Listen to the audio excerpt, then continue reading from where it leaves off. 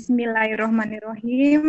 Assalamualaikum warahmatullahi wabarakatuh. Waalaikumsalam warahmatullahi wabarakatuh. Yang terhormat Ketua PPNI DPD Kota Surakarta, Bapak Suminanto S. Kepners.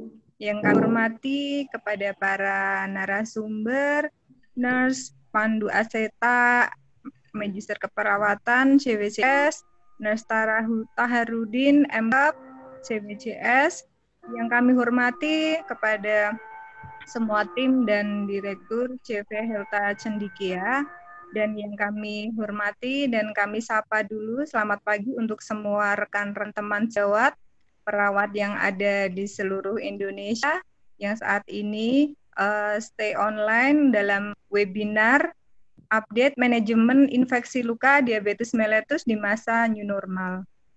Alhamdulillah, berbahagia sekali, puji syukur kita panjatkan kehadirat Tuhan Yang Maha Esa atas limpahan rahmat, hidayah, dan hidayahnya hingga kita pada pagi yang cerah ini dapat duduk bersama, ada yang di rumah mungkin sambil bekerja ataupun sedang berlibur bersama keluarga, dan juga bisa sambil mengikuti webinar manajemen infeksi luka diabetes mellitus pada pagi hari ini. Baiklah Bapak dan Ibu, sebelum kita mulai webinar pada pagi hari ini, perkenalkan saya Fitri Suti akan membacakan susunan acara pada pagi hari ini. Yang pertama yaitu pembukaan, dan yang kedua doa, yang ketiga menyaksikan lagu Mars PPNI, dan yang keempat sambutan Ketua PPNI DPD Kota Surakarta, Bapak Suminanto S. Kepners, dan yang kelima yaitu materi, dan yang keenam yaitu sesi diskusi atau tanya jawab, kemudian selanjutnya doa, dan yang terakhir penutup.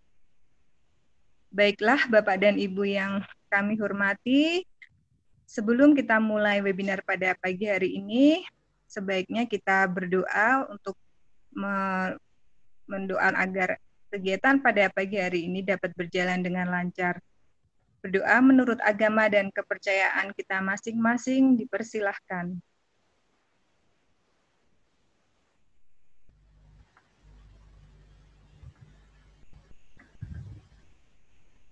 Berdoa selesai. Baiklah, langsung saja menginjak acara berikutnya, yaitu menyaksikan lagu Mars PPNI. Kepada tim CV Helta Cendikia dipersilahkan.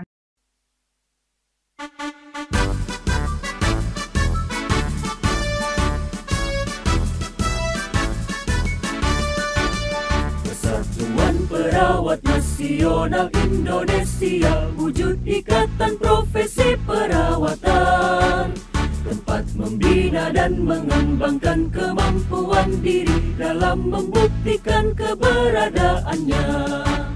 Menapaklah dengan keyakinan lebih pasti, sejajar dalam abdikan diri, bangkit berdiri dan langkahkan kakimu itu, menatap hari esok penuh asa. Wahai perawat Indonesia, bangkitlah dan majulah untuk menolong sekalian yang menderita. Kuatkanlah pribadimu, tingkatkan pengetahuan untuk memberikan asuhan keperawatan. Kita melangkah untuk mengisi pembangunan bangsa negara Indonesia, untuk mengantarkan bangsa menuju sehat semua dengan semangat jiwa Pancasila. Maju perawat, majulah dalam kancah pembangunan, tunjukkanlah pada sekalian orang. Jadilah perawat model kesehatan bangsa kita, jadilah teladan dalam hidup sehat. Bangkitlah perawat seluruh Indonesia dalam mengemban citra profesi, menjunjung tinggi kode etik keperawatan, laksanakan panggilan tugas mulia, tercapai derajat kesehatan seoptimal mungkin bagi warga negara Indonesia. sebagai bukti kiprahnya mahkota putih suci dalam mendukung pembangunan kesehatan. Dengan organisasi PPNI yang kokoh, padu bersatu serta selaras, perawat Indonesia akan mampu angkat citranya di mata insan dunia. Baiklah, Bapak dan Ibu, kita telah menyaksikan lagu Mars PPNI. Acara berikutnya yaitu sambutan yang akan disampaikan oleh Ketua PPNI DPD Surakarta, Bapak Suminanto S. Kepnes. Kepada Bapak Suminanto, dipersilahkan. Assalamualaikum warahmatullahi wabarakatuh. Waalaikumsalam warahmatullahi wabarakatuh. Yang saya hormati manajemen Hilta dan tim ya, sumber webinar yang baik. Gimana Pak Pandu? Baik, saya pindah keluar aja ya. Baik, masih putus. Ampun, tapi videonya. Ampun Bapak, ampun.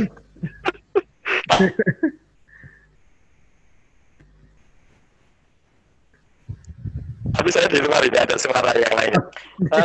Yang saya ya. Yang saya hormati masih putus-putus. Sampun Bapak. Sampun. Baik, pangapunten ya. Jadi Pak Taharudin, Eskepnes MK dan Pak Pandu ya, Eskepnes MK yang saya hormati sebagai narasumber, Bapak Ibu, Saudara, teman-teman peserta webinar update manajemen infeksi luka diabetes di masa era new normal yang saya hormati, berbahagia dan saya banggakan. Pada kesempatan yang sangat baik ini, marilah kita senantiasa mengaturkan puji syukur kehadirat Allah Subhanahu wa Ta'ala, Tuhan yang Maha Kuasa. Atas karunia-Nya kita diberikan kemudahan, kesehatan, kesempatan, sehingga kita bisa silaturahim secara join Zoom meeting untuk mengikuti webinar nursing update manajemen infeksi luka diabetes di masa era new normal yang diselenggarakan manajemen Hilta Cendikia dalam keadaan sehat walafiat. Yun sewu, adune apa tuh deh, sinyalnya jelek ternyata di rumah saya. Yeah. Bapak Ibu, teman-teman, saudara-saudara yang saya hormati, saya matur yang pertama Dewan Pengurus PPNI Daerah Kota Surakarta, yang diwakili oleh saya, sangat menyambut baik dan mengucapkan selamat dan matur nuwun kepada Mas Pandu, Hilta Cendikia, apresiasi akan semangat dan komitmen menyelenggarakan webinar yang substansinya adalah menuntut ilmu, sharing pengalaman. Tentunya hal ini sesuai dengan PKB PPNI, pengembangan keprofesian berkelanjutan. Salah satunya adalah pendidikan berkelanjutan melalui kegiatan sederhana adalah seminar, Bapak Ibu teman-teman. Ya. Sehingga di samping mendapatkan SKP, Satuan Kredit Profesi sebagai sarana pendukung registrasi STR, namun yang lebih dari itu kita peroleh adalah ilmu, pengalaman ya, dari teman-teman. Sehingga organisasi profesi PPNI berharap Hilta Cendikia mewarnai kegiatan profesi keperawatan khususnya di Kota Surakarta sebagai mitra kami. Update manajemen infeksi luka diabetes mellitus. Diabetes ya Pak ini ya. Iya Bapak. Normal. Ada. Saya kira ini tema yang sangat baik dan bagus sekali Mas Pandu. Terutama untuk mendukung setiap perawat harus praktek ya. Mendukung setiap perawat harus praktek. Praktek profesi perawat yang profesional yang memenuhi norma kebaikan dan norma kebenaran seperti amanah di Undang-Undang Keperawatan 38/2014, di Amanah Loka Karya Keperawatan tahun 83 bahwa pelayanan keperawatan adalah pelayanan profesional. Perawat adalah profesi. Profesi bukan sekedar pekerjaan biasa, tetapi memerlukan salah satunya adalah keahlian, expert ya, tanggung jawab, kesejawatan. Lah, inilah di keahlian ini teman-teman semuanya ya, diperoleh melalui salah satunya adalah pendidikan profesi. Harus teruji dan dibuat buktikan dengan diperolehnya sebagai berbagai sertifikat termasuk ijazah. Lah, ini sederhana. Pagi hari ini kita mengikuti seminar, ini termasuk bagian dari pemeliharaan dan peningkatan melalui belajar dan pelatihan, continuous professional development. Ya. Teman-teman, sahabat-sahabat, ya, Pak Pandu, Pak Tohari, ya, yang saya hormati, perawat sebagai tenaga kesehatan, Bapak Ibu. Ya. Ini dalam Undang-Undang Kesehatan, bahwa kalau kita melihat deskripsinya, setiap orang yang mengabdikan diri dalam bidang kesehatan, serta memiliki pengetahuan dan atau keterampilan melalui pendidikan kesehatan, yang untuk jenis tertentu memerlukan kewenangan untuk melakukan upaya kesehatan. Nah, upaya kesehatan ini tentu meliputi satu upaya pencegahan, promosi, ya, prevensi, kuratif, dan rehabilitatif. Ya.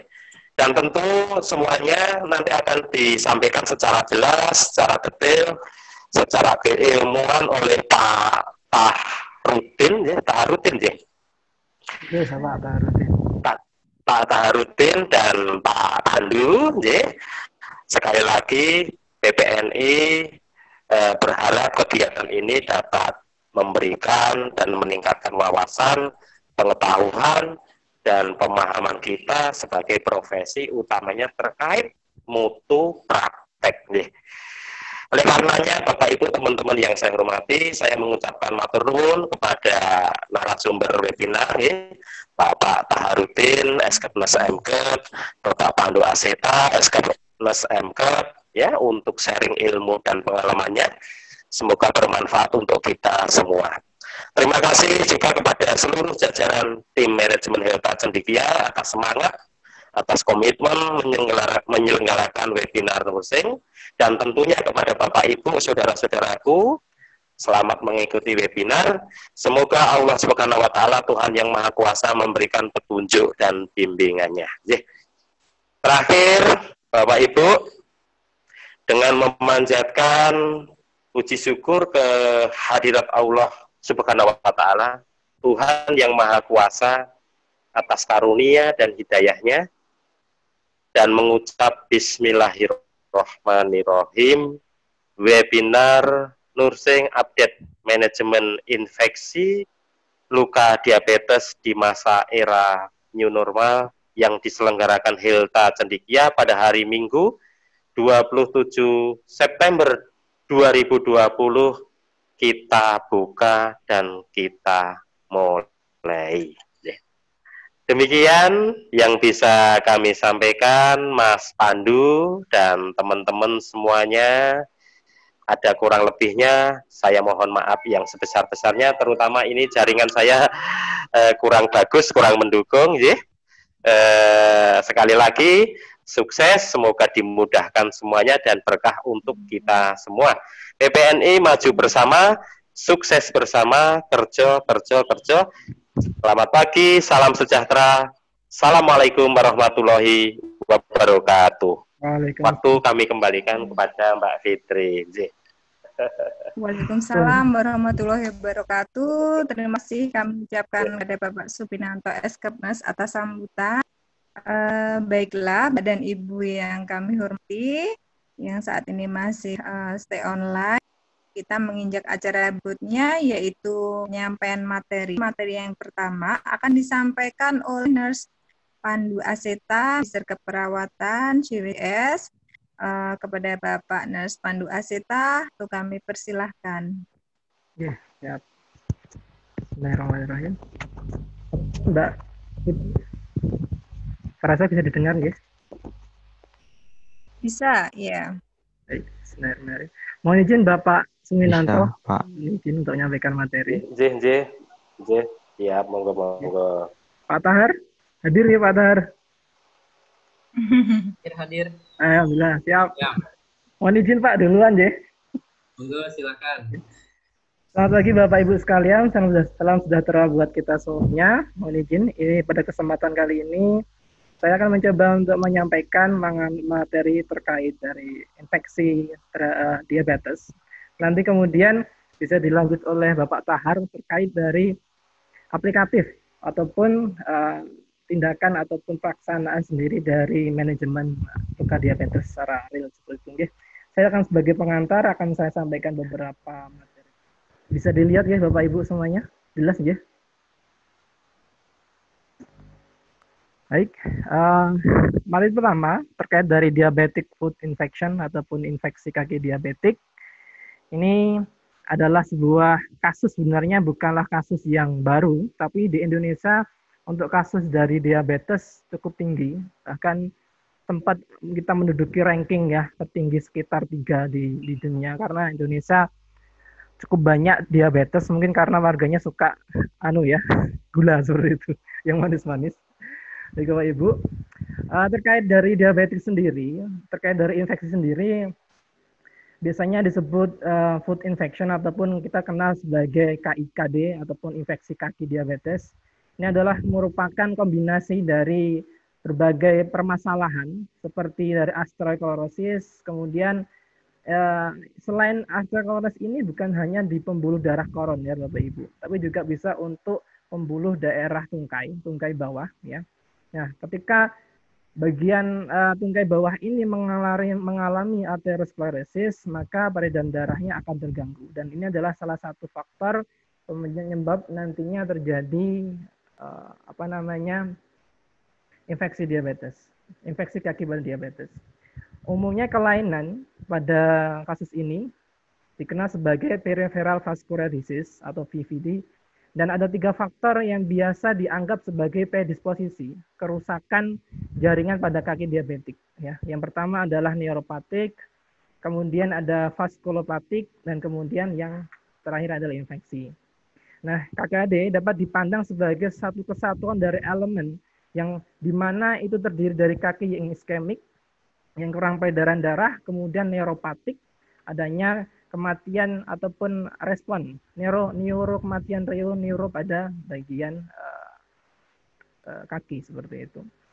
Kemudian untuk patofisiologinya, kerusakan ini terjadi karena adanya pertahanan kulit yang mengalami trauma atau ulcerasi. Penyebabnya bisa jadi karena neuropati perifer. Ya.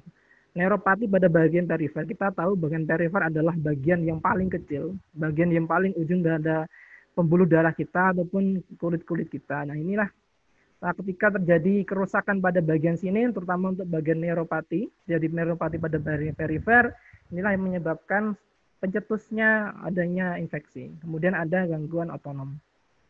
Adanya luka terbuka sehingga terjadi kolonisasi bakteri sana.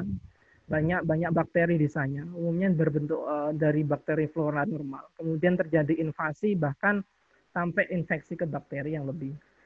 Ada masalah iskemia ekstremitas. Ini ya salah satu penyebab ataupun resiko terjadinya infeksi. Kemudian ada proses di mana luka yang sebelumnya akut sehingga karena adanya terpapar bakteri sehingga mengakibatkan menjadi kronik. Di mana proses penyembuhan ini jadi terpanjang ataupun lebih lama. Dan mayoritas kasus pada kaki ini ada pada bagian superficial. Namun bisa terjadi juga pada bagian subkutan, yaitu bagian fascia, tendon, otot, sendi bahkan tulang. Nah, bagian-bagian ini yang biasanya menjadi penghantar terjadinya infeksi. Karena terekspos bagian tendon, bagian otot sehingga mengarah kepada tulang dan seterusnya. Baik, saya lanjut.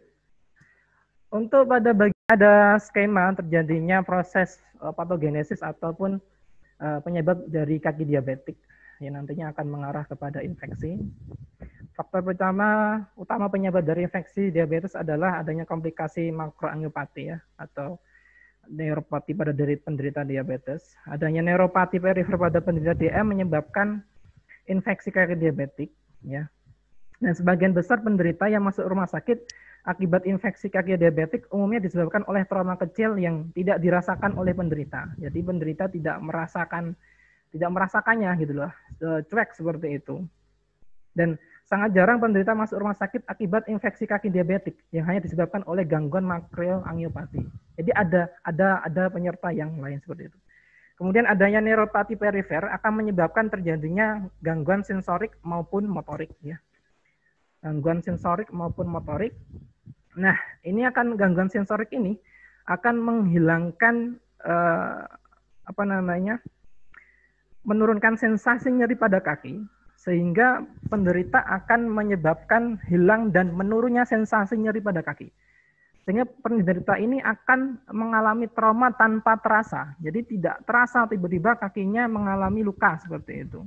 Kemudian ada gangguan motorik, di mana terjadinya atrofi atau pengecilan dari otot kaki, sehingga mengubah titik tumpu yang mengakibatkan pula terjadinya ulcerasi pada kaki diabetes, pada kaki penderita.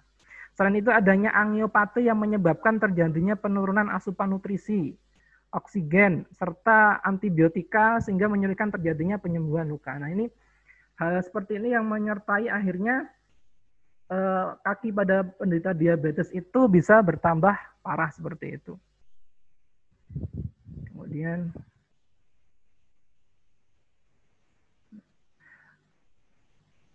terkait dari diagnosis, ada beberapa yang perlu kita evaluasi. Ya, kita evaluasi terhadap kasus-kasus dengan pasien dengan diabetes. Yang pertama adalah kondisi umum. Kita harus melihat beberapa memperluas pandangan kita ataupun pengkajian kita terkait dari fungsi kognitif, metabolik, status hidrasi dan yang lainnya.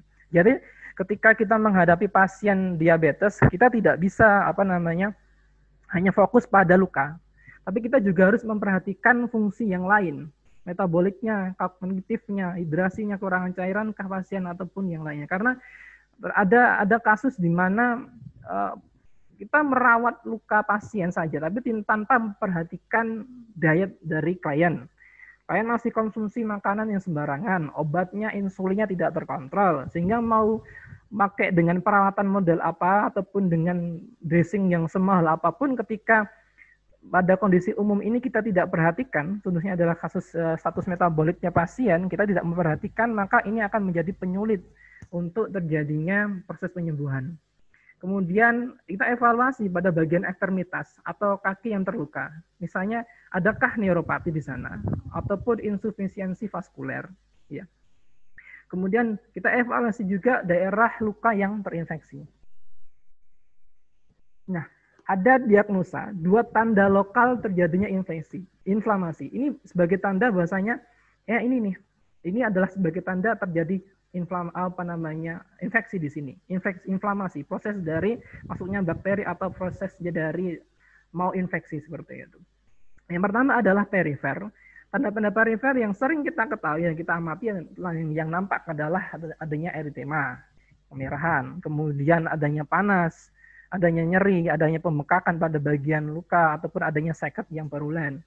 Kemudian untuk tanda yang sekunder, infeksi meliputi adanya jaringan nekrosis, cek, ada nekrosis nih, kemudian ada granulasi, seket yang non-porulen, adanya odor ataupun bau busuk, kemudian ada luka yang gagal sembuh dengan perawatan yang adekuat. Sudah dirawat rutin tapi kok penyembuhannya lama, ataupun penyembuhan yang berkepanjangan. Seperti itu, menjadi dari akut menjadi kronis.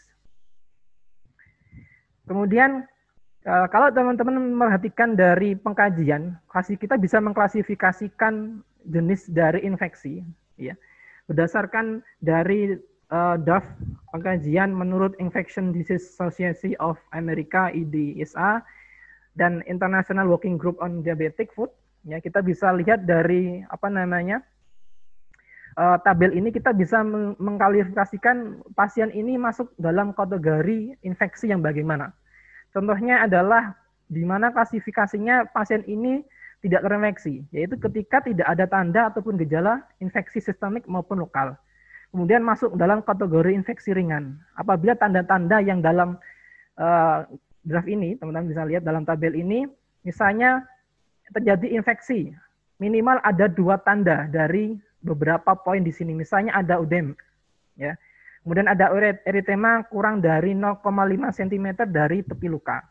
Kemudian nyeri lokal, teraba hangat ataupun adanya pes. Kita ambil 2 aja dari 1, 2, 3, 4, 5. Dari 5 hal ini ketika ada 2 saja tandanya, maka ini masuk dalam infeksi yang ringan ataupun stage 2. Kemudian penyebab lain, respon inflamasi kulit seperti itu. Adanya trauma, adanya gout, adanya fraktur, ada trombosis ataupun stasis pada vena. Kemudian masuk ke infeksi yang sedang. Jika tidak ditemukan tanda dan gejala sistemik seperti itu. Ada nih nampak nih tanda gejalanya tapi tubuh belum memberikan tanda-tanda misalnya demam ataupun yang lainnya. Untuk yang infeksi berat ada tanda misalnya ada beberapa poin di sini, ada 4 poin, di mana kalau pasien itu melebihi dari 2 poin tersebut di sini, maka pasien sudah mengarah kepada infeksi berat. Dan ini biasanya dirasakan sampai ke tubuh. Jadi tidak hanya pada bagian yang sakit, tapi juga mempengaruhi dari metabolisme tubuh. Misalnya adalah suhu lebih dari 38 derajat Celcius, atau bahkan pasien mengalami hipotermi. Jadi ketika pasien itu hipotermi ataupun hipertermi, maka itu adalah sebuah tanda infeksi nih. Kemudian frekuensi nadi lebih dari 90 kali per menit. Padahal tidak melakukan aktivitas yang banyak. Kita ketahui bahasanya rata-rata pasien DM jarang beraktivitas. Sebenarnya kita dianjurkan untuk beraktivitas olahraga minimal 30 menit per hari. Tapi rata-rata pasien dengan gangguan diabetes justru dia mengurangi kegiatan. Nah ini yang bahaya. Tapi kok nadinya cepat seperti itu. Frekuensi napasnya lebih cepat. Lebih dari 20 kali per menit. Atau kalau kita ukur karbon dioksidanya adalah 4,3, kurang dari itu. Adanya leukosit yang naik, seperti itu. Kemudian kalau menurut dari pengkajian dari Universitas Texas, mereka mengkategorikan ada beberapa tingkatan untuk dari level dari infeksi.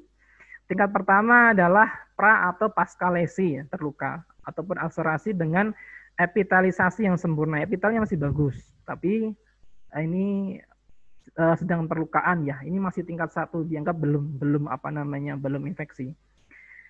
Kemudian stage B ada infeksi, ada iskemia ataupun iskemi dan infeksi dan iskemia. Ini masuk ke dalam tingkat 1. Tingkat 2 ditemukan adanya lesi superficial. Dia tidak masuk ke dalam tendon ataupun kapsul sendi, bahkan ke tulang belum. Tapi sudah ada beberapa penyerta untuk yang stage A itu sudah masuk ke tidak masuk ke tendon atau kapsul sendi tulang.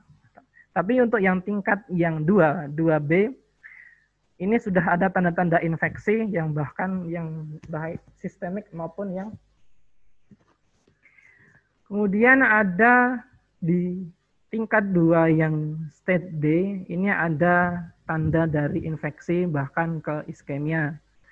Untuk yang tingkat 3, grade A, ini ada luka yang menembus sampai ke tendon ataupun kapsul. Jadi lesi ataupun luka ini sampai ke tendon ataupun pada bagian tulang. Dia sudah terekspos, sudah nampak. Nah, beberapa kasus diabetes kita ketahui rata-rata adalah punya tunnel yang ngerong ke dalam gitu, nggih. Kelihatannya mungkin dari luar nampak kecil, tapi ternyata dari dalam dia ketika dikaji kedalamannya deepnya dia bisa sampai masuk ke tendon dan tulang. Nah, pada kasus ini ketika tidak segera ditangani, ini masuk ke dalam grade 3 dan bisa mengakibatkan ke grade 4. Yang bahkan grade 4 nanti sampai menembus pada tulang ataupun sendi. Nah, ini. Kemudian ada beberapa pemeriksaan dari yang pertama adalah pemeriksaan laju darah. Ini adalah sebagai pemeriksaan penunjang saja. Ini digunakan untuk terbukti sebagai mendukung diagnosis karena peningkatan dari kadar laju darah yang tinggi lebih dari 70 mm per jam ini menunjukkan adanya kemungkinan osteomyelitis. Jadi adanya infeksi yang sampai ke bagian kaki, ya sudah masuk ke sana. Dan di sini ditandai dengan jumlah leukosit yang memang tinggi dan ini menunjukkan nantinya adanya derajat sistemik karena sudah masuk ke dalam sistem tubuh. Kemudian ada pemeriksaan pencitraan di mana dengan foto polos ataupun magnetik kita sebutnya ada tindakan yang lain adalah MRI. Kemudian kita lihat adanya bone scan, kemudian tindakan yang lain yang ini dapat menyingkirkan diagnosis lain pada keadaan klinis apikal ya. Ini adalah ada beberapa pemeriksaan untuk mengetahui adanya osteomyelitis atau tidak. Ini salah satunya karena pengkajiannya sampai ke dalam, sampai ke bagian organ dalam. Contohnya adalah tulang. Kemudian ada mikrobiologi dengan mengidentifikasi adanya patogen, penyebab serta menentukan antibiotik yang tepat. Jadi kita swab, kita kaji, kita ambil kultur untuk mikrobiologi yang ada di situ, kita ambil sampel, kemudian digunakan untuk melihat antibiotik ataupun memilihkan antibiotik yang tepat. Dan untuk penata laksanaannya, yang pertama adalah bisa, cek, Mbak Fitri, cek.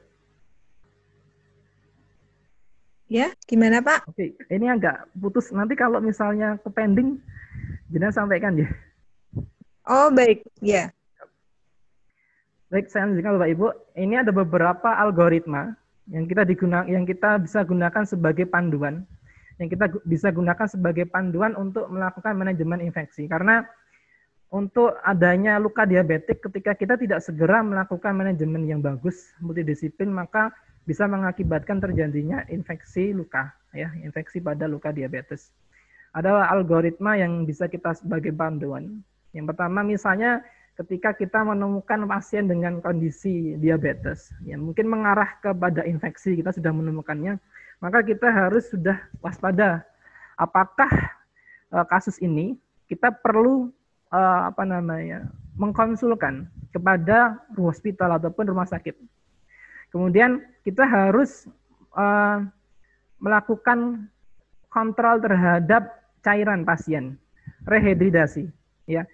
Kemudian kita harus mengontrol adanya metabolisme dari pasien. Ada kasus jangan sampai pasien itu kan diabetes, salah satunya beliau sering berkemih, ya, dan malah justru kurang minum. Nah, pasti berada kondisi seperti ini, pasien kemungkinan adanya kurangan cairan di situ. Nah, kita harus mengontrol adanya cairan, kekurangan cairan atau rehidrasi kepada pasien. Kemudian untuk mengontrol infeksi, kita pantau dulu tentang antibiotik resistant yang tepat, ya. Dan di sini kita perlu melakukan deep tissue sampling. Kita harus mengambil contoh ataupun sampel dari kuman ataupun bakteri yang ada di sana. Karena kita tidak bisa serta-merta, teman-teman semuanya, ada yang mudah memberikan antibiotik, ya. Ketika kita dapat pasien, wah ini kayak infeksi, kemudian kita tanpa kolaborasi, kita langsung memberikan antibiotik. Nah, dan sedangkan antibiotik yang dijual di pasaran, yang dijual di apotek, bahkan sekarang dibatasi, tidak semudah dulu mencari antibiotik. Itu ada antibiotik yang memang berbeda fungsinya. Ada berbeda fungsinya. Kita tidak bisa langsung pukul rata pasien ini kasih antibiotik jenis A ataupun jenis B. Ya, kalau pasiennya tidak ada alergi, ya kalau pasiennya cocok gitu kan, ataupun sesuai dengan bakteri yang ada pada ketika di kultur itu, ya. Kalau tidak, nah kita yang bahaya. Kemudian kita untuk mengontrol infeksi juga, kita perlukah untuk mendrainase infeksi, ya. Karena ada kasus ketika ditemukan di situ ada nama nekrosis, maka kita harus mengurangi limit untuk mengelimitasi DB demen. Mencegah DB demen yang berlebihan karena pasien bisa mengalami kesakitan yang lainnya. Nah, dengan cara yang di sini, posisi pada sini, kita ketika ada nekrosis, kita bisa digunakan dengan cara pemberian dressing ataupun nanti akan disampaikan Pak Tahar ya, dengan teknik yang moist. Ketika nekrosis maka diberikan lebih moist agar mudah untuk pengangkatan nekrosis tanpa harus dilakukan dengan debridement dengan cara surgical ataupun yang lainnya. Kemudian kita harus cek vaskularisasi terhadap keadekuatan vaskularisasi pada bagian ekstremitas yang mengalami luka tadi. Ya, kita harus cek. Kemudian grade 1 perlukah dilakukan debridement, Dep 2 perlu pengkajian pedis. Nah, nanti kita mungkin melakukan negative pressure wound therapy di sana untuk grade 2 dan 3. Ya, ataupun kita memilih dressing yang mana itu bagus, bisa menyebabkan moist ya, mengurangi exudate ketika itu banyak atau bahkan menyebabkan dia moist ketika kondisinya adalah kering seperti itu. Kemudian kita harus melakukan re-evaluation ya.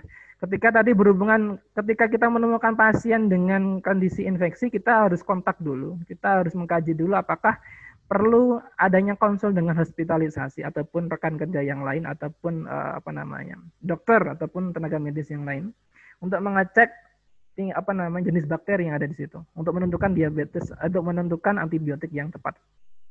Sedangkan yang tindakan kita adalah melakukan pengkajian tadi. Apakah luka ini perlu dilakukan pemilihan dressing yang tepat, apakah perlu dilakukan negative pressure, terapi, ataupun yang lainnya. Kemudian kita melakukan reevaluasi untuk proses dari penyembuhan. Ketika bagus, maka tidak perlu dilakukan skin graft ataupun tindakan yang lainnya. Kita mungkin hanya membutuhkan secondary closing ataupun dressing yang cocok untuk kasus. Tidak perlu kita melakukan pembedahan ataupun melakukan skin graft ataupun yang lainnya. Kita amati di situ untuk reevaluasinya. Kemudian ada tahap pembedahan ketika memang kasusnya pasien sudah mengalami infeksi yang parah sampai ke bone, yang mungkin sampai ke tulang-tulang yang besar. Nah, kita mungkin membutuhkan tindakan dari pembedahan kolaborasi. Cuma memang ada slogan stop amputasi ya. Kita harus benar-benar bisa mengkaji, jangan sampai kita mengedepankan slogan untuk stop amputasi, tapi kita tidak mengetahui derajat dari infeksi klien.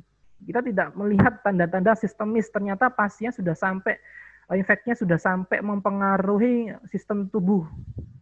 Tapi kita abaikan, nah ini yang bahaya. Kita harus hati-hati. Nah, dari tindakan pembedahan, tujuannya adalah yang pertama, untuk mendrainase pus. Ya. Karena pus ini ketika tidak keluar, dia tidak ada jalan untuk keluar, nah ini kita akan lebih memperparah infeksi. Kemudian pembedahan fungsinya adalah untuk meminimalkan nekrosis jaringan dengan memberikan dekompresi tekanan kompartemen di kaki dan mengangkat jaringan yang terinfeksi. Ada beberapa hubungan sebenarnya, hubungan yang kuat antara lokasi masuknya infeksi dan lokasi terpaparnya infeksi. Jadi ketika ada luka di situ, kita akan bisa mengetahui ini nanti akan mengarah ke infeksi yang luas lebih kemana. Misalnya di sini, infeksi yang masuk ke jari kaki, ya nomor 1 ini, jari kaki di sini, ini akan, dan metatarsal yang pada bagian sini, Bapak Ibu mungkin bisa melihat, saya arahkan. Ketika ada infeksi di bagian nomor 1 di sini dan metatarsal di sini, umumnya akan menyebar melalui kompartemen medial. Nah, di sini. Biasanya ada luka di sini nih. Biasanya luka di sini. Dan ini biasanya akan di daerah di medial kompartemen ini dia akan mengalami penyebaran dari infeksi. Kemudian untuk infeksi yang masuk melalui jari dan metatarsal kedua, ini kedua, nomor kedua dan melalui metatarsal kedua. Ini biasanya akan menyebar sampai jari yang keempat di sini dan melalui central compartment. Nah, di sini. Bagian tengah ini ketika ada luka di sini, biasanya akan memanjang, dia akan mengarah pada bagian jari yang 2, 3, sampai 4 di sini yang kena. Ketika luka di sini. Ketika ia melalui infeksi melalui jari kelima, ya, jari kelima, dan metastasa 5, ini akan melalui kompartemen lateral. Nah, pada bagian sini akan mengarah kepada infeksi. Ini adalah jalur di mana kita mengetahui ketika ada luka bagian sini, maka dia akan mengarahnya ke bagian sini. Kalau dia mengarah kepada bagian jari 2, 3, 2 sampai 4, yang terkena adalah bagian central compartment. Ataupun bagian medial sini yang nanti terpengaruh adalah bagian dari ibu jari sampai medial seperti ini, bagian sini. Nah, ini adalah contoh tanda-tanda di mana proses penyebaran infeksi itu bisa terjadi. Nah, ketika kita mengetahui tanda atau pada bagian mana kaki itu mengalami luka itu terdapat pada bagian kaki mana, kita bisa memprediksikan kira-kira nanti lukanya itu akan mengarah kemana. Yang fungsinya adalah kita bisa melakukan pencegahan. Ya, karena kita tahu bahwasanya luka diabetes ini adalah luka yang unik. Dia bisa bikin tunneling yang sampai dalam, yang sampai kemana-mana seperti itu. Ya.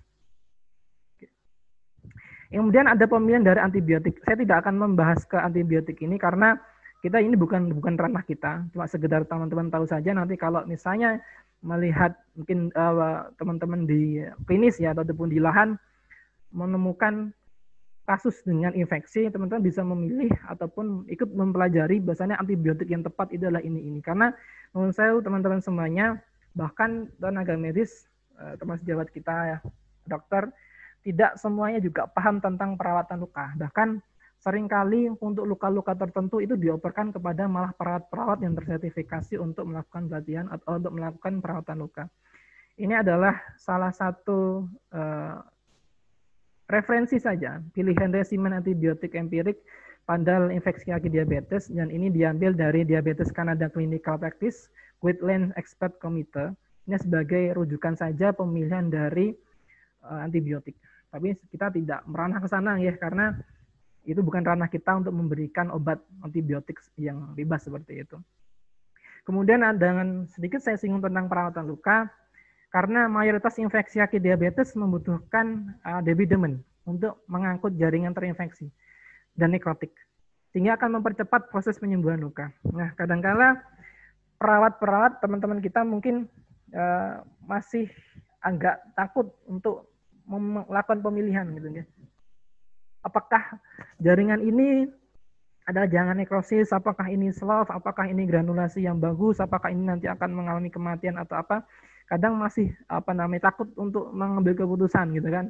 Sehingga tidak bahkan masih banyak ditemui pasien-pasien yang dianggapnya sudah bersih, sudah bagus gitu kan. Wah, ini kering ini ya. Masih ada sampai sekarang yang berpikiran bahwasanya luka itu kalau kering itu bagus. Ini yang salah gitu kan. Sehingga tidak melakukan debridement ataupun pengangkatan jaringan yang benar, yang tepat. Maka ini perlu dilakukan, segera dilakukan untuk mempercepat proses healing. Kemudian belum ada penelitian yang perspektif yang jelas dalam proses penyembuhan luka. Jenis tindakan debridement yang bagaimana, kemudian yang frekuensi yang seperti apa yang optimal untuk masalah-masalah ulkus kaki diabetik. Belum ditemukan yang tepat. Bahkan tidak ada satu balutan pun yang efektif untuk semua kondisi ulkus diabetes. Balutan tidak ada yang balutan dewa gitu ya. Misalnya dressing yang ini bisa digunakan untuk seluruh penyakit diabetes, tidak. Karena pemilihan balutan ulkus pun disesuaikan dengan kondisi luka. Apakah banyak eksudatnya? Kemudian apakah pasien dasar lukanya mengalami kering dan membutuhkan terapi topikal yang mengandung kelembapan ya, misalnya dengan kandungan hidrogel, hidrogel ataupun yang lainnya gitu kan. Kemudian balutan pun kita tidak bisa serta-merta sekali merawat langsung prediksikan dua hari sekali ataupun 3 hari sekali. Semuanya ditentukan dari kondisi dari balutan ataupun dressing, apakah masih bisa optimal untuk misalnya ketika banyak eksudat, dia bisa menyerap eksudat dengan bagus ya, ataupun yang lainnya. Dan untuk masalah-masalah new normal ini, kita memang beberapa anjuran, kita memang berusaha untuk memilihkan dressing yang dimana dia lebih bagus bisa digunakan untuk jangka waktu yang lebih lama. Karena melihat kita tidak bisa sebebas dulu melakukan perawatan luka itu kan. Kita harus perlu melakukan pengkajian lah, kita perlu hati-hatilah karena belum tentu aman bagi diri kita. Apalagi di masa normal ini kan kadang-kadang akan perlu pemilihan dressing yang tepat. Nanti selebihnya akan dibahas oleh Pak Tahar seperti itu. Kemudian ini hanyalah salah satu referensi teman-teman untuk sebagai pengecekan dari kondisi luka diabetes, karena pencegahan bagaimanapun pencegahan itu lebih bagus daripada mengobati. Karena ketika sudah terjadi infeksi, maka itu yang akan lebih repot kita yang akan lebih repot karena kita tidak bisa bertindak bebas gitu kan. Maka sebelum terjadi diabetes kita perlulah melakukan pengkajian apakah pasien ini nantinya mengarah ke terjadinya luka diabetes nih. Nah, teman-teman bisa melakukan pengkajian dengan beberapa draft ataupun beberapa tools untuk melakukan pengkajian. Salah satunya dari American Diabetes Association yang saya sampaikan di sini. Bahkan misalnya beberapa poin terkait dari makanan yang pernah dikonsumsi, kemudian riwayat dari keluarga ataupun keluarga lewat sosialnya, apakah untuk melihat lifestyle dari pasien, apakah sering untuk mengkonsumsi yang manis, karbohidrat ataupun yang lainnya, gitu kan. Nah, kita bisa melihat di sini dari beberapa poin-poin di sini. Nah, teman-teman bisa melakukan pencentangan ataupun pemilihan yang tepat. Baik, itu sedikit gambaran teman-teman untuk terkait dari pengkajian ataupun penyebab dari infeksi diabetes. Selanjutnya nanti akan lebih ke praktik ataupun aplikasi dari pemilihan dressing ataupun kasus yang akan disampaikan oleh Bapak Tahar. Mungkin dari saya cukup sekian. Terima kasih. Mohon maaf ketika banyak kesalahan. Saya kembalikan ke moderator. Assalamualaikum warahmatullahi wabarakatuh. Waalaikumsalam warahmatullahi wabarakatuh. Terima kasih kepada Pak Nurse Pandu Atta, Magister Keperawatan CVCS atas materinya. Bapak dan Ibu, langsung kita menginjak acara berikutnya, yaitu pemberi materi yang kedua yang akan disampaikan oleh Bapak Nurse Taharudin, Magister Keperawatan CVCS. Kepada Bapak Nurse Taharudin, waktu dan tempat kami persilahkan. Baik, terima kasih Mbak Fitri Kiran Karin. Ya. Assalamualaikum warahmatullahi wabarakatuh. Waalaikumsalam warahmatullahi wabarakatuh. Puji syukur kehadirat Allah Subhanahu wa taala atas segala nikmatnya yang masih dipercayakan kepada kita semua. Salawat dan salam kepada junjungan kita Nabi Allah Muhammad sallallahu alaihi wasallam, pada keluarga, sahabat, dan mudah-mudahan kita bisa menjadi pengikutnya hingga akhir zaman. Amin. Yang saya hormati Mas Pandu Aseta, biasanya manggilnya Bro Pandu. Bapak Ketua PPNI masih ada? Oke. Tadi udah izin meninggalkan Pak. Ya. Baik. Nah, yang saya hormati Mbak Fitri, nggak tahu namanya Mbak Fitri, Mbak Karin atau Mbak Kiran? Ya. Fitri Hastuti Pak. Ya. Baik.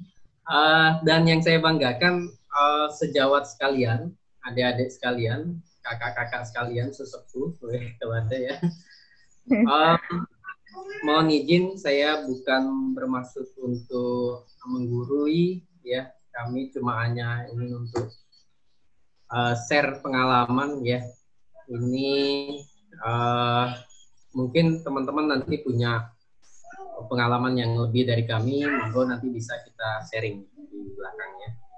Di belakang. Setelah materi ini maksudnya. Mbak host, Mbak Fitri, mungkin saya bisa dijadikan co-host biar bisa ditampilkan materi. Sudah langsung aja, langsung bisa share kok. Saya coba harus ada persetujuan dari ini. Oh iya, bentar. Sudah bisa Pak, iya. Oke.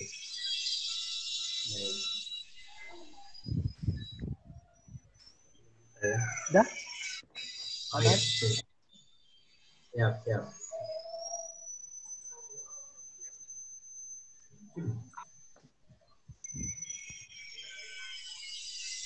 Sudah muncul? Sudah? Ya, sudah. Sudah, Pak. Oke.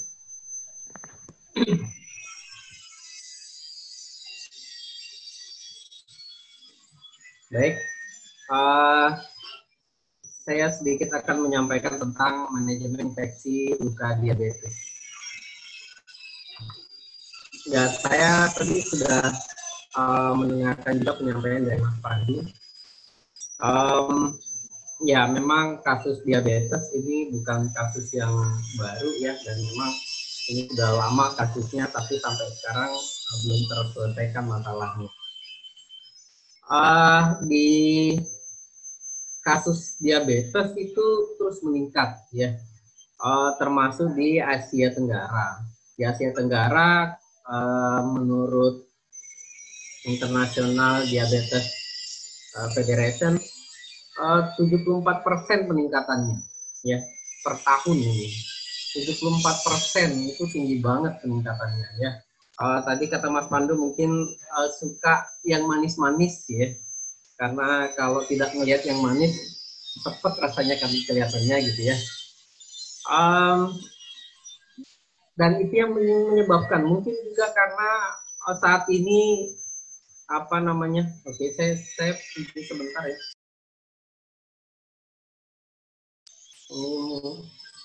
Mengamankan dulu. Aco.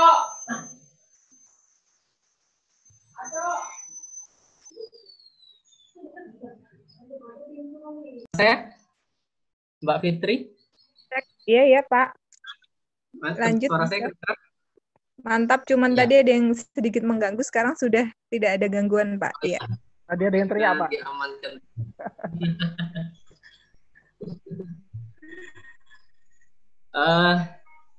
Ini melengkapi rumah luka Borneo ini, jadi ada pengerjaan sedikit.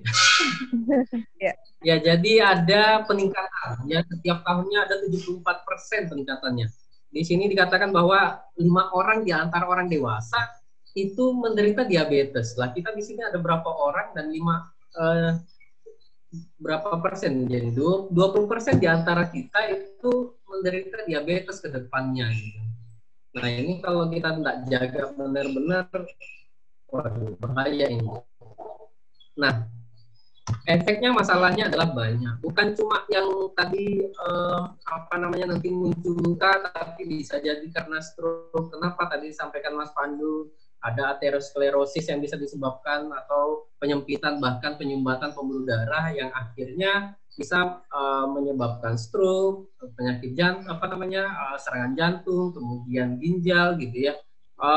Dan ada nanti terjadi luka yang menyebabkan kemungkinan besar akan dilakukan amputasi, dan ini yang menjadi tugas kita. Nah, karena peningkatannya yang cukup signifikan, maka ke depan bisa diprediksi bahwa perawat luka ke depan itu harus lebih banyak lagi ya. Saat ini perawat luka banyak. Ya, kita tahu bahwa memang pencegahan lebih baik daripada pengobatan, tapi kenyataannya adalah sekarang sudah jadi luka.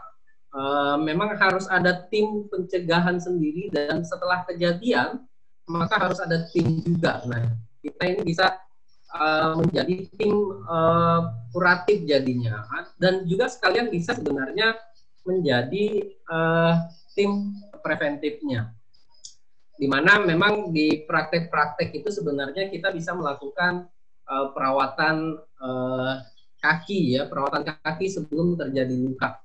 Nah, itu harusnya ada, tapi tipikal orang Indonesia itu tidak muncul di pelayanan kesehatan kalau belum parah biasanya. Nah, ini yang menyebabkan kadang-kadang kita ketemu dengan luka itu sudah dalam kondisi parah gitu. Sudah kondisi terinfeksi, nanahnya sudah banyak, BAU-nya sudah luar biasa aromanya gitu ya. Dan ini menjadi tugas kita. Bagaimana cara merawat luka? Nah, kalau mau merawat luka, saran saya adalah belajar ANFIS dulu ya. Waduh, belajar ANFIS ini kan mata kuliah yang membuat saya susah lulus gitu ya. Dan memang mau tidak mau memang ini harus dipelajari, anatomi fisiologi. Kenapa? Karena luka saat ini itu bukan cuma menyasar kulitnya saja, tetapi bisa sampai ke tulang-tulang. Tadi sudah disampaikan oleh Mas Pandu, bisa sampai osteomyelitis gitu ya. Sampai ke sana kalau kita tidak tahu kita tidak tahu anatomi, maka kita tidak tahu ini rusak atau tidak gitu ya. Kelihatannya kering katanya ya, tapi warnanya kan beda gitu. Maka ini kita harus belajar analisis. Paling tidak kalau menurut saya kita harus belajar tentang warna normal dari organ tubuh manusia. Misalnya kulit itu warna normalnya apa? Kalau mau menyatakan normal itu sistemnya bagaimana ya? Jangan nanti hitam berarti mati ini. Tidak semuanya hitam itu mati ya. Siapa tahu memang kulit normalnya dia memang hitam ya.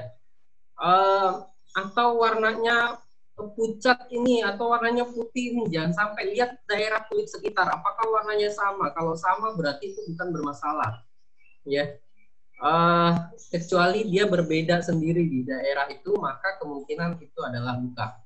Kemudian di otot warnanya apa? Warnanya merah gitu. Kalau ada otot warnanya sudah tidak merah, kemudian sudah mulai pucat, sudah mulai warnanya kecoklatan meskipun kering, sudah warnanya hitam meskipun kering, itu harus dibuang. Lah, kalau kita tidak tahu warna normalnya, maka kita tidak akan bisa mengambil kesimpulan, kata Mas Pandu tadi. Kita tidak bisa mengambil kesimpulan bahwa ini harus dibuang atau tidak. Sementara kalau tidak dibuang, maka jangan sampai itu menjadi sarangnya kuman, sarangnya bakteri di sana. Nah, ini menurut saya, maka jangan abaikan pelajaran yang memang kita sering untuk lulus di sini ya. Karena ini akan dipakai terus-menerus. Oke, sekarang kita lihat. Mohon maaf, ini gambarnya agak-agak sedikit ini ya. Sedikit ekstrim gitu ya. Ya, tapi kalau perawat sudah biasa lah ya. Kalau diperhatikan, apakah ini ada infeksi semua? Nah, kalau ini luka ini, ya, ini saya sengaja perlihatkan selain di kaki juga karena diabetes itu bukan cuma di kaki. Memang gambarnya ada 3 di kaki. Itu berarti bahwa saya juga ingin menyampaikan di sini bahwa kebanyakan kenanya di kaki. Apakah bisa kena di yang lain? Ada. Ini di punggung nyatanya ada. Ya, ini awalnya kenanya bisul gitu ya, abses gitu ya. Tapi begitu sudah di insisi, dikeluarkan nanahnya, kemudian dirawat jalan, ternyata ini tidak sembuh-sembuh, malah tambah besar, tambah bengkak gitu ya. Produksi nanahnya luar biasa, bahkan sampai keluarganya harus ganti 3-4 kali dalam sehari. Nah, ini di punggung. Dan tadi yang Mas Pandu bilang ada tunnel, ada goa. Nah, kebetulan luka ini ada goanya ya, dan juga ada tunnelnya. Baik, ini untuk cairan. Kalau untuk penyerap cairannya boleh menggunakan melolin, kalau cairannya banyak boleh menggunakan foam. Yang banyak ditahu adalah Alevin ya. Bukan promosi. Tapi ini jenis-jenisnya ya. Melolin ini bisa menyerap cairan sedikit, sama seperti kasa ya, dia pengganti kasa yang saat ini. Kemudian ini foam yang bisa menyerap cairan banyak ya. Kemudian ini hidrokoloid lembaran, ini bisa menyerap cairan sedikit juga ya. Ada yang agak tebal, bisa sedikit sampai sedang ya. Kemudian kafilon ini sebenarnya dia bukan penyerap cairan, tapi dia salah satu yang biasa dipakai untuk mengatasi masalah dengan cairan. Kenapa? Karena kafilon ini dipakai di sekeliling pinggir luka, sehingga dia ini kalau dioleskan di sekeliling luka, maka dia akan berubah menjadi sejenis pelindung ya. Jadi kayak model plastik pelindung kulit, sehingga kalau cairannya banyak, dia tidak membuat kulit di sekitar luka itu menjadi pucat. Ada yang alginat. Alginat ini menyerap cairan sedikit sampai sedang ya. Tapi selain itu dia juga berfungsi untuk menghentikan perdarahan. Jadi kalau melakukan perawatan luka takut ada perdarahan, maka sediakan saja bentuknya alginat ya, entah mau mereknya mau Kutiman alginat atau yang lain. Kemudian setelah itu balut dengan baik ya. Perlu diperhatikan kalau merawat luka pasien jangan cuma sekedar membungkus ya, tapi pastikan bungkusan itu ketika dilihat oleh keluarga atau dilihat oleh tetangga atau tamu yang datang tidak merasa jijik dengan kondisi pasien ya, bikin dia cantik gitu ya. Belajar balutan, saya juga masih dalam rangka belajar balutan ya, kalau perlu kalau bisa bermotif, kalau enggak paling tidak rapi gitu ya, sehingga pasien itu lukanya tidak muncul, kemudian pasien masih bisa ngobrol dengan yang lain tanpa harus yang lain itu merasa bau gitu ya. Maka ini perlu. Apakah tidak ada yang lain, Pak? Ini alepin mahal ya. Ukuran 10x10 aja, foam itu ukuran 10x10 aja bisa sekitar 80-an. 10x10 cm. Ada yang 10x20 itu harganya sekitar berapa ini? 140-an, 150-an ya, tergantung tempat. Itu lumayan gitu ya, apalagi lukanya besar. Kalau setiap hari mau pakai itu maka besar. Boleh menggunakan yang lain. Kita boleh menggunakan ini pengalaman saya, kita boleh menggunakan pembalut ya. Cuma kalau pembalut saya biasa menggunakan pembalut yang herbal. Kemudian bisa menggunakan apa namanya, popok ya. Bisa menggunakan popok, diapers. Boleh menggunakan itu, tapi ada caranya. Syaratnya adalah dia tidak boleh langsung mengenai luka. Dia harus didasari dulu. Misalnya dikasih primary dressing. Primary dressing adalah dressing yang tertempel langsung dengan luka. Terus untuk cairannya di luarnya baru kita kasih apa namanya, popok atau pembalut lengkap. Boleh, pembalut wanita pun boleh disterilkan dengan teknik ya.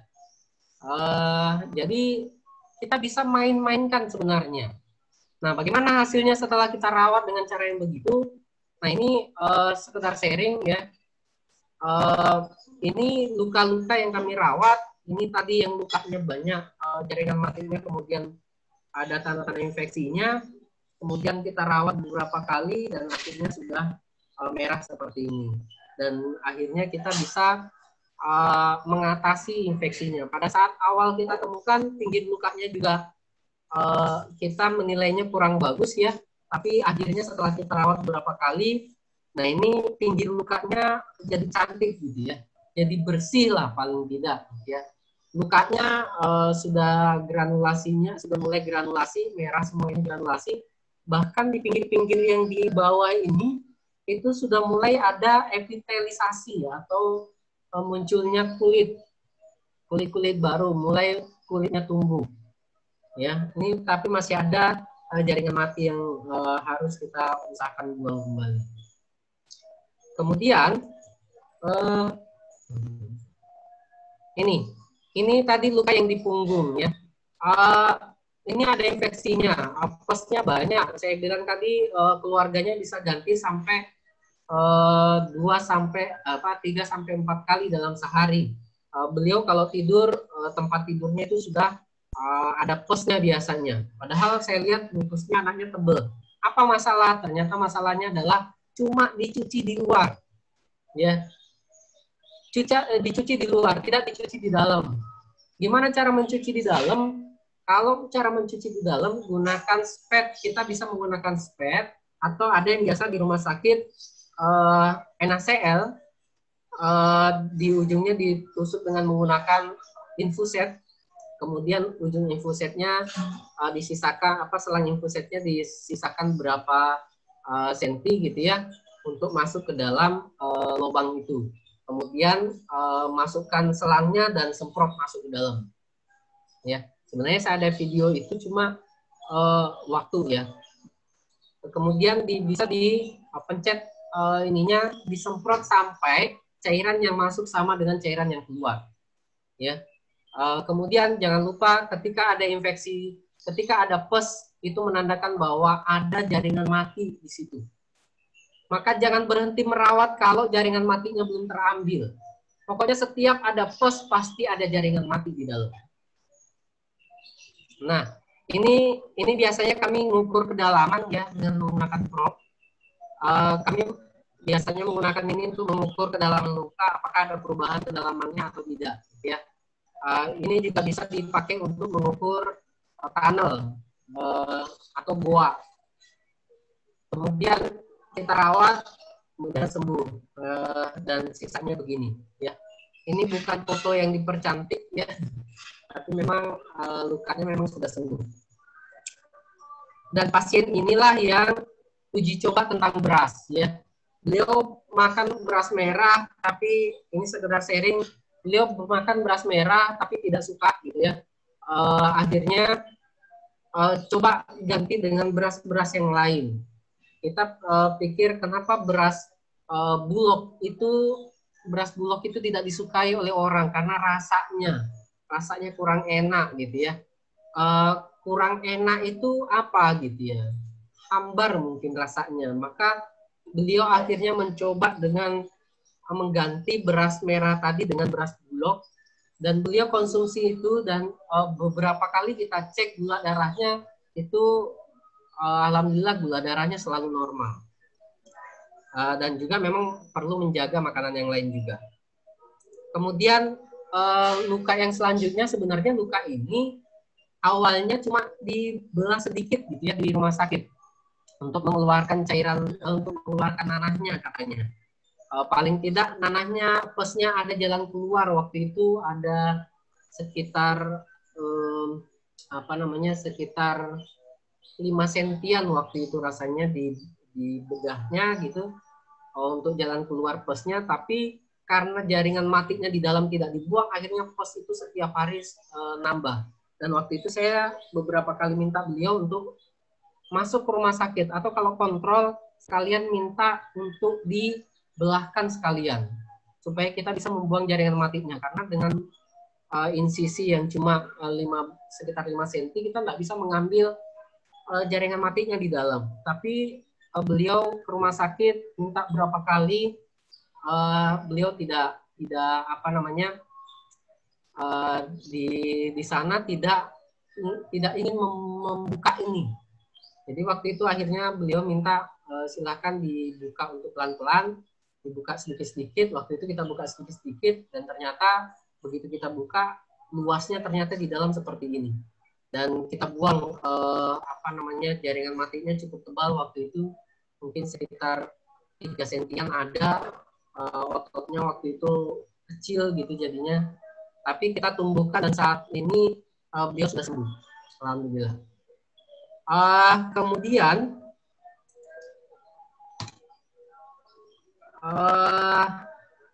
yang ini, nah ini luka pasien kami yang saat ini masih kami rawat ya. Pertama kami temukan sekitar 2 minggu yang lalu ya.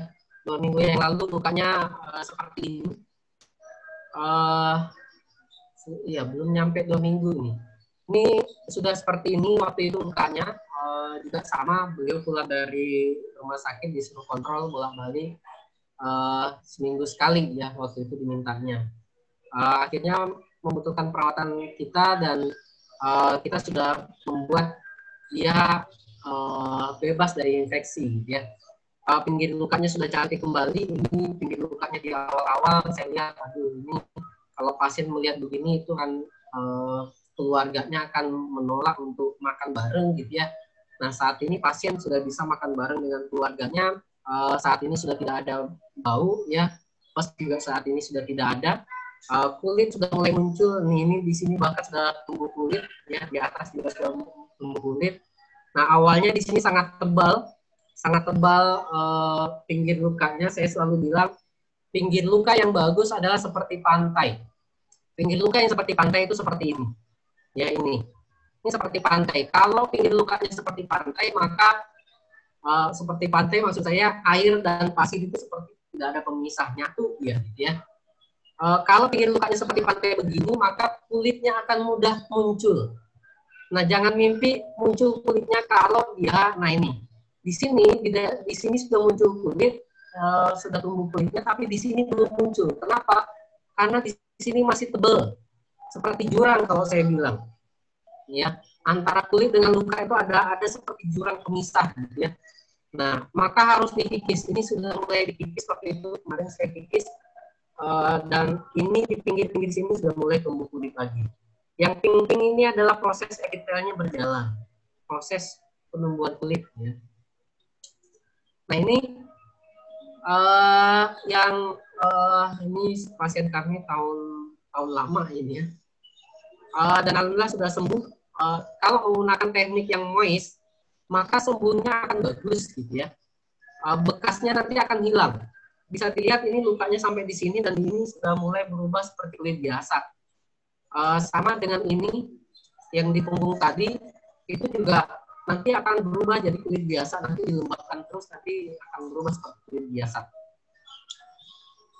Ini berhasil selamat, alhamdulillah, meskipun tendonnya waktu itu mau tidak mau kita potong karena tendonnya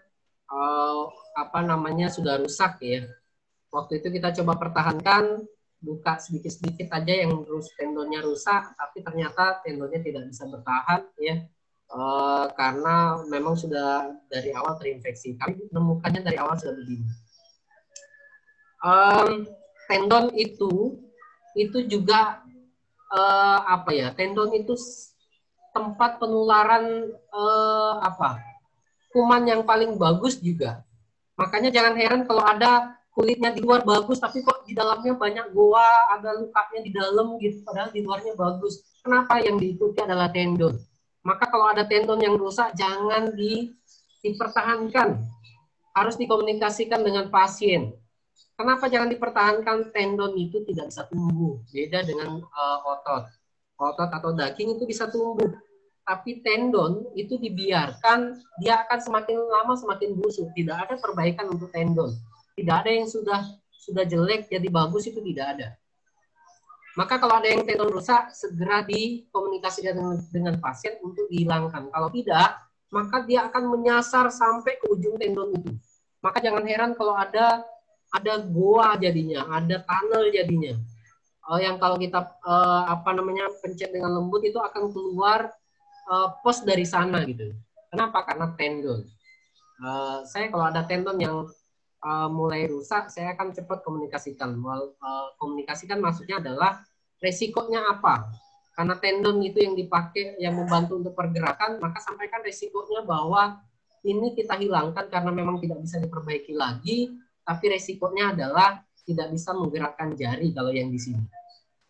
Ya, yang ini tidak bisa menggerakkan 4 jarinya. Kenapa? Tendonnya kita buka waktu itu. Pasien setuju buka. Apakah tidak berbahaya? Menurut saya tidak, karena ini jaringan mati. Kita cuma membuang jaringan mati ya. Jangan menggunting sesuatu yang masih hidup. Kalaupun ini kikis saja, ya sedikit saja. Selanjutnya moistkan.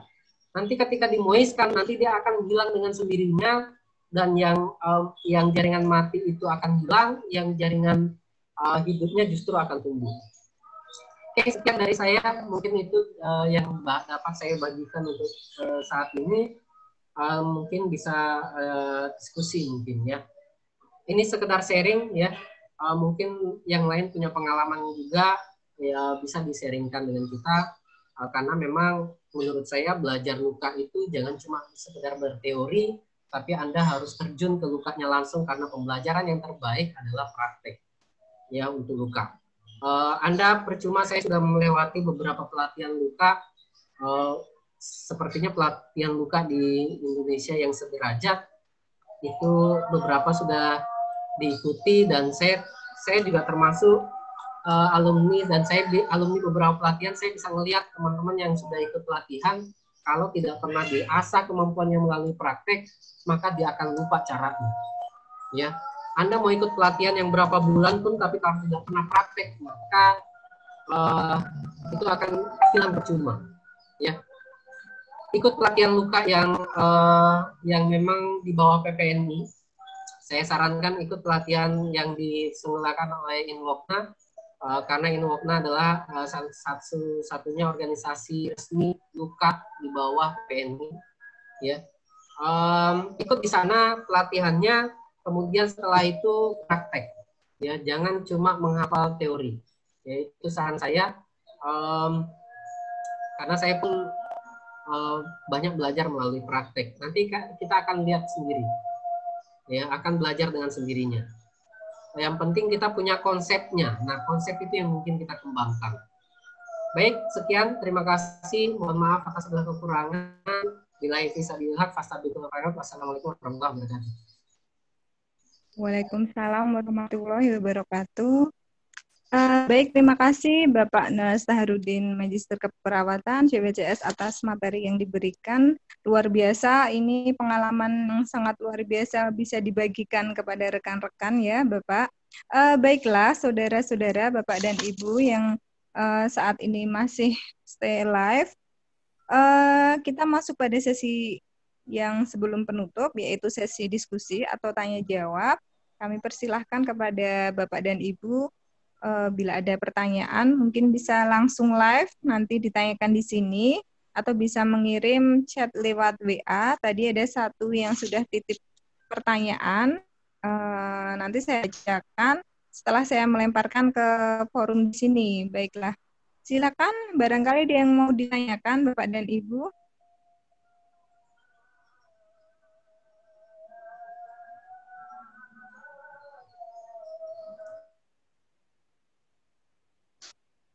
Tidak. Yang belum ada, saya bacakan dulu pertanyaan.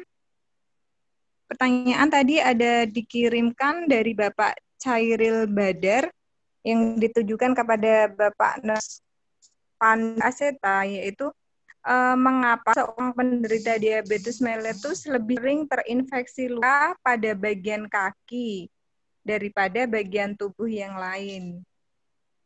Begitu, nanti bisa dijawab oleh Bapak Nurse Pandu. Kemudian ada pertanyaan yang kedua, yaitu ditujukan kepada Bapak Nurse Taharudin, bagaimana sebaiknya pemilihan diet untuk komposisi seperti karbohidrat, protein, dan jenis karbohidrat apa, protein apa yang sebaiknya dipilih agar mempercepat proses penyembuhan luka, seperti itu. Kami beri pertanyaan, ini tadi ada yang japri lewat WA, yang kedua pertanyaannya dari Nurse Putri, begitu. Oh, ini ada satu lagi pertanyaan yang ditujukan kepada Bapak Nurhadin di saudara kita Nurse Susilowati. Mohon dijelaskan mengenai spesifikasi masalah tendon yang memang boleh dipotong atau diamputasi, mengingat resikonya juga pada mobilisasi pasien saat pasien tersebut telah sembuh. Demikian. Silahkan kepada Bapak Nurse Pandu Aseta dulu, nggih. Oh, ada pertanyaan lagi. Bisa dijawab dulu pertanyaannya ditujukan untuk Bapak Pandu tadi. Nanti yang pertanyaan dua pertanyaan saya sebutkan untuk Bapak Taharudin bisa menyusul, dan ada lagi satu bertanya untuk Bapak Taharudin, nanti kami bacakan. Pada Bapak Pandu dipersilahkan. Bro Tahar, oper ya.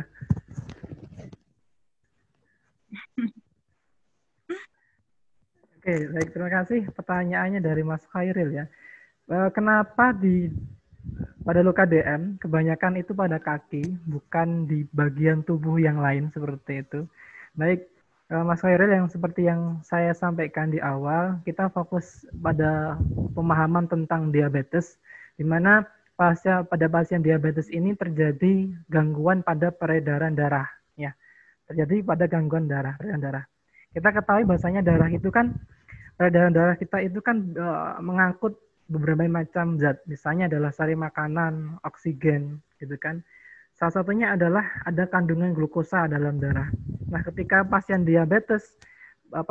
mengidap diabetes, maka ada glukosa dalam darah yang tidak terkontrol, yang tidak dirubah menjadi energi ataupun bahkan disimpan sebagai bahan cadangan makanan, sehingga dia akan mengalir pada bagian pembuluh darah. Nah, repotnya adalah pembuluh darah kita itu kan bukan pembuluh darah yang besar semuanya, tapi ada pembuluh darah yang dia kecil, yaitu perifer. Bahasanya kita punya nih namanya pabrik ya, namanya jantung. Jantung inilah yang menghasilkan pompa ke seluruh tubuh, darah ke seluruh tubuh. Ini pusatnya. Ketika di pusat, kemudian darah itu mengalir ke aorta, menuju ke seluruh tubuh. Untuk pada bagian ekstremitas yang dekat dengan jantung, misalnya tangan, kepala, yang badan itu masih lancar. Tapi semakin jauh dari jantung, dari pusat, contohnya adalah ekstremitas pada bagian bawah, yaitu kaki. Nah, ini yang akan mengalami gangguan. Nah, kebanyakan adalah pasien diabetes ini terjadi penurunan suplai pada daerah-daerah yang kita sebut perifer. Ada pembuluh darah perifer yang itu ada pada ujung ekstremitas. Nah, ketika suplai ini terganggu, terhambat, otomatis tidak ada nutrisi, tidak ada makanan, oksigen atau apapun yang dibawa darah ke dalam menuju ekstremitas kita. Nah, ketika bagian organ yang tidak terkena suplai ini dia akan mati. Dia bisa iskemi, dia bisa terjadi neuro, dan kebanyakan terjadi pada kaki. Kenapa kaki? Karena kaki jauh dari jantung. Kaki adalah ekstremitas terjauh. Nah, maka pasien diabetes rata-rata yang terkena adalah bagian kaki. Misalnya pun tidak ada gangguan vaskularisasi, tapi kaki pun juga rawan untuk menginjak sesuatu misalnya, ataupun kesandung ataupun yang lainnya. Maka pasien-pasien diabetes harus memilih alas kaki yang bagus. Tidak boleh kulit kakinya lembab, kering seperti itu. Maka yang sering terkena adalah bagian kaki untuk pasien-pasien diabetes. Kemudian rata-rata nanti ketika terjadi infeksi barulah ketika sampai sistemis, ketika tubuh sudah mulai merasakan demam, kemudian nadinya cepat, pernapasan juga. Nah, ini berarti sudah mengalami infeksi yang berat, gitu nggih. Itu sedikit penjelasan Mas Khairil. Yang balikan ke moderator Mbak Fitri. Ya. Terima kasih, sudah sangat jelas ya tadi pertanyaan dari Mas Khairil dijawab oleh Bapak Pandu. Lanjut untuk pertanyaan berikutnya yang ditujukan kepada Bapak Taharudin tadi mengenai pemilihan komposisi diet yang paling baik untuk mempercepat penyembuhan luka pada pasien diabetes. Mungkin seperti contoh karbohidratnya yang seperti apa, kemudian proteinnya juga yang seperti apa. Kemudian ada dua pertanyaan lagi, Pak. Nanti saya sampaikan setelah dijawab oleh Bapak Taharudin. Begitu, silahkan kepada Bapak Taharudin.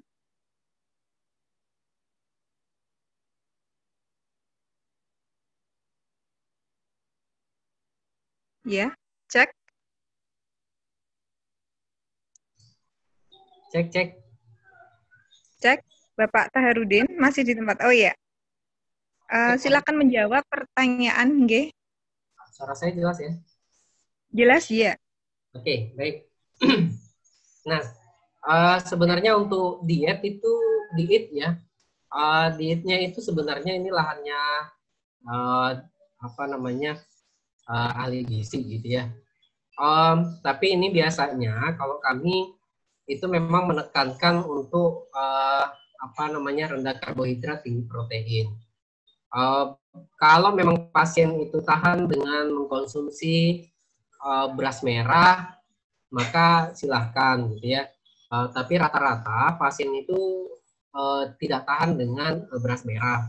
Mungkin kalau mau makan beras merah yang ada rasanya, maka bisa dipadukan dengan lauk yang memang berasa gitu ya. Karena kalau betul-betul tidak ada rasa, maka siapapun saya rasa tidak akan patuh dengan itu.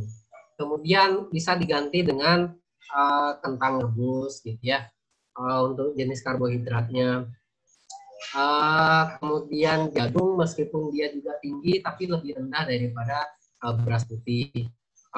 Mungkin juga bisa dicoba kalau pengalaman pasien saya adalah beras bulog ya. Beras bulog itu karena tidak terlalu bersih, jadi kan beras itu murni yang saat ini yang sangat bersih itu murni dengan karbohidrat karena ada bagian beras itu sebenarnya yang terlalu bersih dikupas sehingga dia murni isinya adalah karbohidrat jadinya. Nah, itu untuk karbohidrat. Nah, untuk protein sebenarnya sering kita sampaikan bahwa yang tinggi protein adalah ikan haruan atau ikan gabus atau ikan apa bahasanya di sana, Pandu? Mas Pandu, di sana ikan apa istilahnya? Ikan haruan, ikan haruan juga ya. Ikan gabus, ya. Meskipun bukan gabus ya. Jadi ya di ikan haruan atau ikan gabus itu yang tinggi proteinnya berada di kulitnya. Sedangkan di gabusnya sendiri itu tidak tinggi di sana. Nah, cuma meskipun dia tinggi protein, tapi kalau cara memasaknya salah, maka dia akan rendah protein. Misalnya, sering ikan gabus itu direbus kemudian dijadikan sayur, santan gitu ya. Maka proteinnya nanti bisa larut semua ke air santannya. Kalau makan ikannya itu sisa ampasnya. Ya. Maka tekniknya adalah ikan gabus itu dicuci bersih, kemudian disisik, sisiknya jangan dibuang, kemudian masukkan ke dalam wadah yang seperti tempat nasi gitu yang ada bolong-bolongnya itu, kemudian dikukus. Nah, dikukusnya itu nanti di atas, di bawahnya wadah tadi yang bolong-bolong itu sediakan mangkok atau penampung air. Nah, nanti pada saat dia dikukus, nanti ada airnya yang turun di situ, airnya kayak model bening kekuning-kuningan, seperti cairan serous. Kalau pernah ngelihat cairannya luka bakar, mirip cairannya itu yang keluar. Nah, itulah yang proteinnya tinggi.